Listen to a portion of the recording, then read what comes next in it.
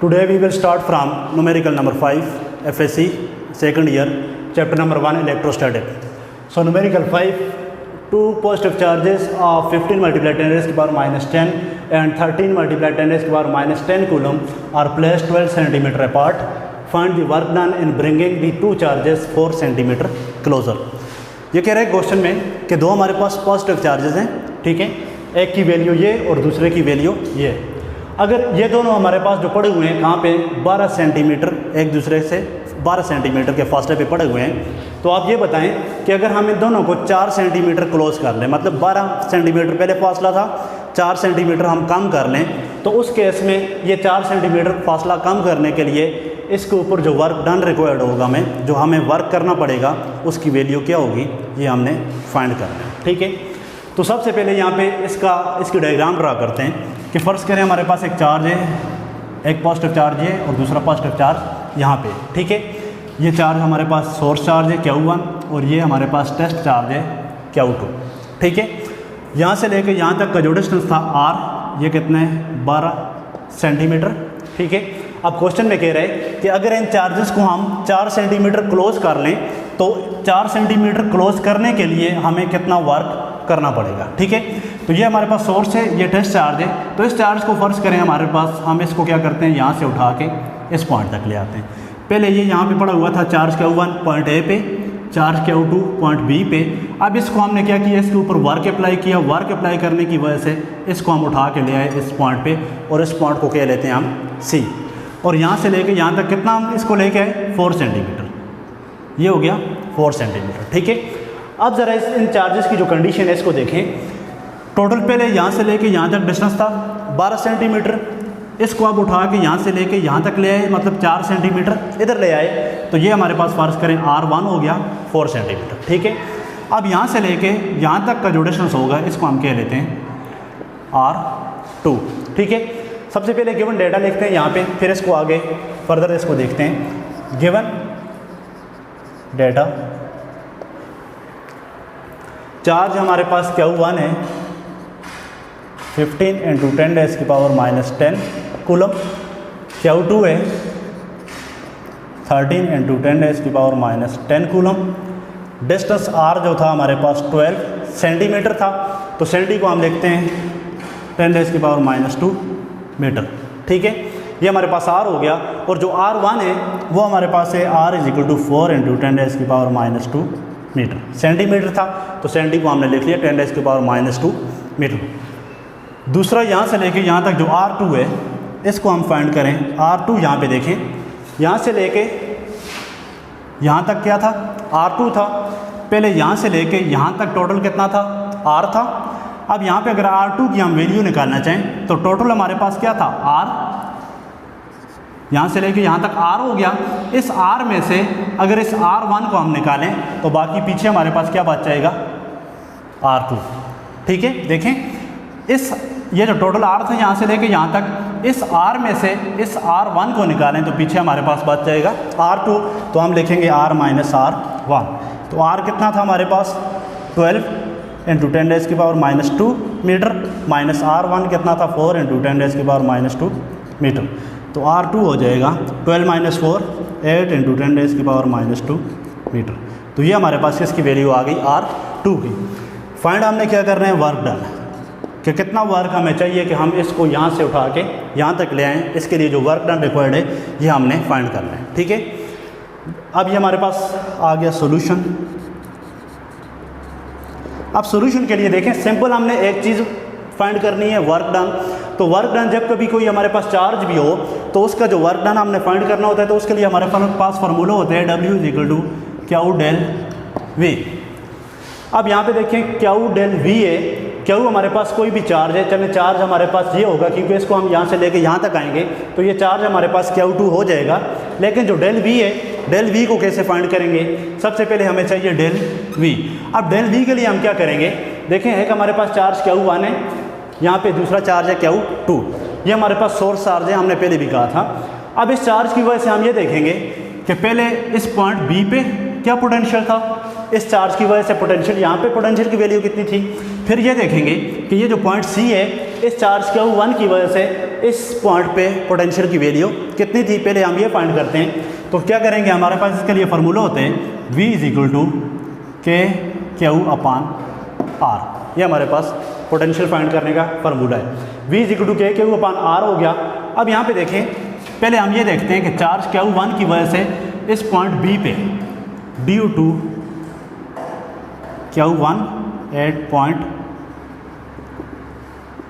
B, तो हमारे पास क्या हो जाएगा VB, मतलब कि पॉइंट B के ऊपर पोटेंशियल क्या होगा कि Q1 डिवाइडेड बाय यहाँ से लेके यहाँ तक डिस्टेंस कितना था R, तो क्या हो जाएगा 9 × 10⁻⁹ और Q1 कितना है 15 × 10⁻⁻10 डिवाइडेड बाय R था 12 × 10⁻²,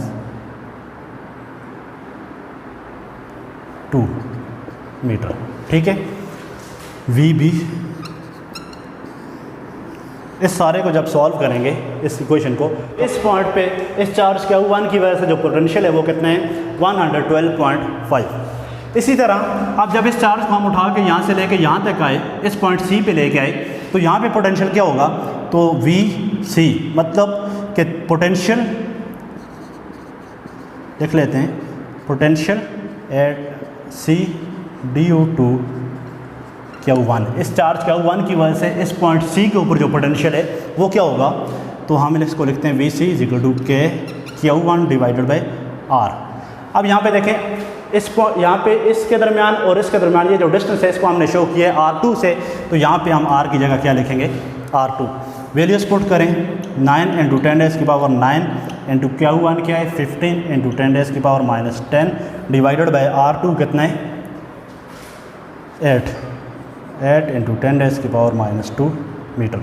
अब जब इसको सॉल्व करेंगे यहाँ से, तो क्या हो जाएगा VC = ये हमारे सॉल्व किया तो हमारे पास VC की वैल्यू क्या आ गई 168.75। अब यहाँ पे देखें, एक हमारे पास पोटेंशियल ये और दूसरा पोटेंशियल ये, अगर इन दोनों के दरमियान डिफरेंस फाइंड करें तो हमारे पास इसके लिए फार्मूला होगा del V = हायर कौन सा है VC और ये वाला VB है, ये ज़्यादा है तो हमारे पास हो जाएगा VC - VB = 168.75 - 112.5, तो del V = ये क्या हो जाएगा, हमारे पास कितना आता है 56.25। ये हमारे पास del V हो गया। अब ये फार्मूला देखें जो हमने शुरू में किया था, W = Q del V। यहाँ पे देखें Q जो है हमारे पास चार्ज है, चार्ज कौन सा मूव करवा रहे हैं, मतलब कि इस चार्ज को हमने मूव करवा के यहाँ तक लाया और ये चार्ज क्या था Q2 था, तो फार्मूला बन जाएगा W = Q2 del V। Q2 कितना था 13 × 10⁻⁻10 और del V कितना आया 56.25। इसको जब सॉल्व करें तो हमारे पास, अब इसको जब हमने सॉल्व किया तो हमारे पास वर्क डन आया 7.31 × 10⁻⁻8 जूल। तो ये हमारे पास फाइनल वर्क डन आ गया कि जो हमने यहाँ से इस चार्ज को उठा के यहाँ तक लाने के लिए हमने जो वर्क डन हमने किया वो कितना आ गया, W = 7.31 × 10⁻⁸ जूल। क्वेश्चन नंबर 6 है, ए hollow sphere is charged to 14 microcoulomb. Find potential at surface inside sphere at a distance of 0.2 meter from surface, R is equal to 0.3 metre. Question में कह रहे हैं कि हमारे पास hollow sphere है, मतलब कि एक खाली स्फीयर है, उसको हम क्या करते हैं, उसके ऊपर जो चार्ज है वो कितना है 14 माइक्रोकूलम है। फाइंड पोटेंशियल एट सरफेस, आपने क्या करना है उस स्फीयर के ऊपर, एक तो सरफेस के ऊपर उसका पोटेंशियल फाइंड करना है, दूसरा इनसाइड द स्फीयर, उस स्फीयर के अंदर आपने फाइंड करना है, तीसरा at a distance of 0.2 metre from surface. तीसरा आपने क्या करना है कि वो उसकी जो सरफेस होगी उससे 0.2 मीटर के फासले पे भी आपने इसका पोटेंशियल फाइंड करना है। ठीक है, तो सबसे पहले स्फीयर यहाँ पे ड्रा करते हैं, होलो स्फीयर है ये इस तरह, तो यहाँ पे इसका रेडियस इसने दिया हुआ है 0.3 मीटर। फर्ज करें कि इसका जो रेडियस है वो कितना है 0.3 मीटर, ये इसका रेडियस है। आपने एट सरफेस, इसके ऊपर जो चार्जेस हैं वो कितने हैं जी, फर्ज करें वो हमारे पास 14 माइक्रोकूलम है। एक तो आपने इसकी सरफेस के ऊपर फाइंड करना है पोटेंशियल, ठीक है, दूसरा इनसाइड द स्फीयर, इस स्फीयर के अंदर फाइंड करना है, तीसरा at a distance of 0.2 metre from surface, ये इसकी सरफेस है। इसी पॉइंट को ले लेते हैं, यहाँ से 0.2 मीटर तक, फर्ज करें कि ये एक पॉइंट हम पी लेते हैं, इस तक जो डिस्टेंस है वो कितना है 0.2 मीटर। यहाँ पे भी इस पॉइंट पे भी आपने क्या करना है, पोटेंशियल फाइंड करना है। रेडियस इसने दिया हुआ है 0.3। तो सबसे पहले यहाँ पे गिवन लिखते हैं, गिवन डेटा। चार्ज हमारे पास क्या है जी, q 14 micro coulomb, 14 × 10⁻⁻⁶ coulomb. Micro की जगह हम लिखेंगे 10⁻⁻⁶। दूसरी चीज़ है हमने फाइंड करना है potential at surface.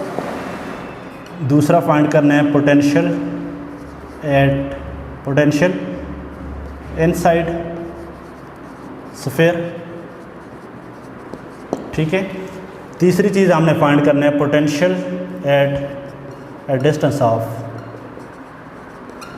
0.2 metre from surface. ये तीसरी चीज़ हमने फाइंड करनी है और रेडियस दिया हुआ है 0.3 मीटर, ठीक है। अब यहाँ पे देखें पोटेंशियल जब फाइंड करेंगे तो पोटेंशियल के लिए हमारे पास सिंपल फार्मूला है सॉल्यूशन। पीछे भी हमने देखा कि पोटेंशियल जब हम फाइंड करते हैं तो हमारे पास फार्मूला होता है V = KQ/R, ठीक है। अब यहाँ पे क्या हो जाएगा, V = K होता है हमारे पास कूलम कांस्टेंट 9 × 10⁻⁹ और Q हमारे पास है 14 × 10⁻⁻⁶ डिवाइडेड बाय R। रेडियस कितना दिया हुआ है 0.3, ठीक है। अब जब इसको सॉल्व करें तो हमारे पास पोटेंशियल आ जाएगा यहाँ पे। अब इसको सॉल्व किया तो हमारे पास पोटेंशियल आ गया V = 42 × 10⁴ वोल्ट, ठीक है। अब पहले हो गया हमारे पास, ये पार्ट हो गया सरफेस पे, ठीक है। दूसरा है हमारे पास B = इनसाइड स्फीयर। अब देखें इनसाइड द स्फीयर, जब कभी हम बात करते हैं कोई पॉइंट चार्ज है हमारे पास, तो कोई भी हमारे पास पॉइंट चार्ज होगा तो जितना हमारे पास उसके ऊपर सरफेस के ऊपर जो उसका पोटेंशियल होगा, उस पॉइंट चार्ज की वजह से इस स्फीयर के अंदर भी पोटेंशियल उतना ही होगा, उसमें किसी किस्म की कोई चेंजिंग नहीं होगी। मतलब ये हुआ कि उस पॉइंट चार्ज की वजह से जो पोटेंशियल होगा सरफेस पे जितना होगा उतना ही सेम, उतना ही उसके इनसाइड द स्फीयर भी, मतलब स्फीयर के अंदर भी उतना ही पोटेंशियल होगा। सो हम लिख सकते हैं कि V = 42 × 10⁴ वोल्ट। मतलब जो स्फीयर के अंदर जो हमारे पास पोटेंशियल है उस पॉइंट चार्ज की वजह से वो भी कितना है 42 × 10⁴ वोल्ट। तीसरा है हमारे पास C पार्ट के at a distance of 0.2 metre from surface. अब यहाँ पे देखें, हमने यहाँ पे लिया, यहाँ से लेके यहाँ तक का जो डिस्टेंस लिया 0.2 मीटर लिया और इस पॉइंट पे हमने क्या करना है, पोटेंशियल देखना है। तो यहाँ पे देखें, ये हमारे पास गिवन था R = यहाँ से लेके यहाँ तक 0.3 मीटर। अब यहाँ से लेके यहाँ तक जो 0.2 है इसको हम कह लेते हैं R1, ठीक है। अब ये R1 हो गया और यहाँ से लेके यहाँ तक जो टोटल है इसको हम कह लेते हैं R2। तो R2 हो जाएगा हमारे पास, R2 = क्या हो जाएगा, एक यहाँ से लेके यहाँ तक R प्लस यहाँ से लेके यहाँ तक R1। तो क्या हो जाएगा, R है हमारे पास 0.3 प्लस R1 है 0.2, ये हो जाएगा 0.5 मीटर। R2 कितना आ गया, 0.5 मीटर। यही वाला फार्मूला यूज़ करें, V = KQ/R। अब यहाँ पे देखें, ये जो R है ये तो ये यहाँ से लेके यहाँ तक R था, लेकिन हमने क्या करना है, यहाँ से लेके यहाँ तक सारा देखना है। तो ये हमारे पास हो जाएगा R2। तो इसमें वेरिएस पुट करें 9 × 10⁻⁹ और Q क्या है, चार्ज 14 × 10⁻⁶ डिवाइडेड बाय R2 कितना है, 0.5। तो जब सॉल्व किया तो हमारे पास इसका आंसर आ गया V = 25.2 × 10⁴ वोल्ट।